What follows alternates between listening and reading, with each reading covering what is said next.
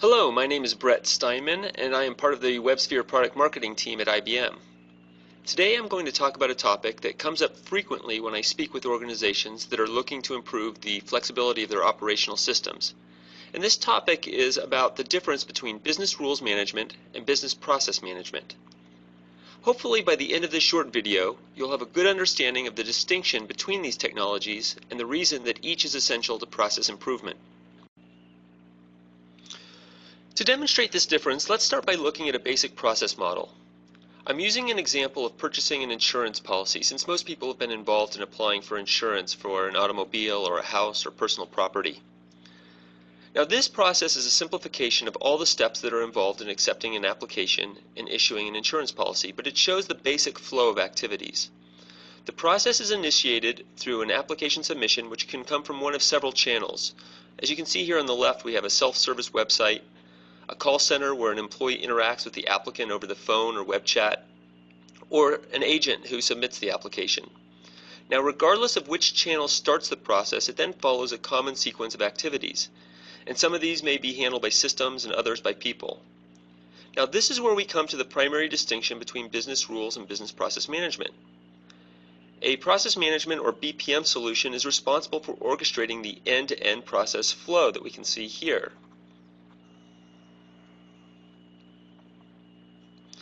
Now this ensures that activities occur in the proper order and that handoffs from one activity to the next are handled efficiently, and that each individual activity is completed properly. A rules management system, or BRMS, is responsible for automating specific decision points that take place as part of a process or transaction. So you can see here, such as a pricing decision. Now this decision automation ensures that the process is as efficient as possible. At this point, let's assume that business rules are going to be used to automate decisions at the following parts of the process. The first pass eligibility assessment and pricing of accepted applicants. Now, people will be involved at the very beginning when the applicant uses the call center or agent, and then for second pass eligibility assessment when the business rules are unable to provide a definitive accept or reject decision. The use of a BRMS at these various points of the process is important for a couple reasons. First, it allows organizations to effectively scale their business because they can handle higher volumes through increased automation. We've seen examples of customers that have substantially improved the amount of straight-through processing using a business rules approach at key decision points. Now, this also allows people to be involved at those points in the process where they add the most value. In this example, you want to have underwriting experts focusing on the non-standard applications instead of having them assess each incoming request. Another benefit is that a BRMS ensures each application is assessed according to a consistent set of criteria, which is especially important when dealing with complex sets of internal policies and external regulations. To this point, I've focused on the runtime aspects of rules and process management technologies. Now there's also the design and maintenance of process improvement solutions, and this is where there are a number of additional benefits that a BRMS brings. On the right side of this diagram, you can see the core components of a rule management system. In the center, there's a rules repository, which is where business rules and associated rule metadata are defined, governed, and shared. Sitting on top of this, you can see specific interfaces which allow technical and non-technical users to manage the rules in the repository. And then underneath, there's an execution engine which allows operational applications and systems to utilize those rules.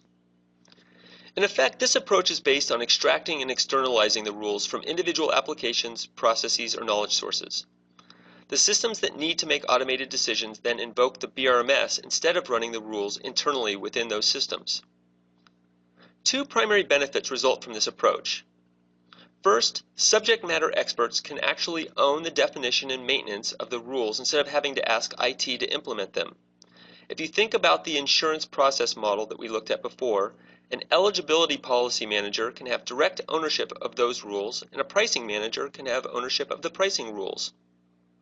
IT can then focus on maintaining and improving the overall system.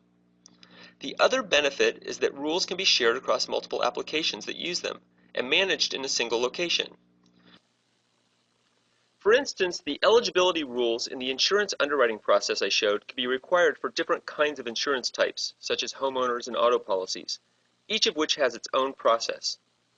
When an eligibility rule needs to be added or changed, it can be handled once and then used across all the various processes or other systems that need access to it.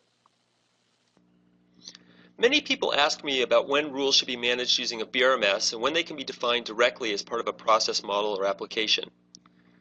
As a general rule, you should consider the following. First, how frequently a rule is changed. Secondly, the level of complexity in defining the rule. And then third, how specific the rule is in terms of the function it serves.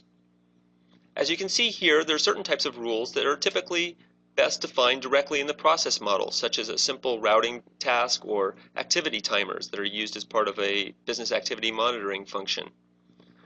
When rules change frequently and require governance for managing their evolution over time, or when an automated decision requires sets of interrelated rules, these are situations where using a BRMS makes sense, as well as when there's a need to implement common rules across different systems, as I described previously. Hopefully you found this video instructive. You can get more information on the WebSphere iLog Business Rule Management System by visiting our website at www.ibm.com/brms.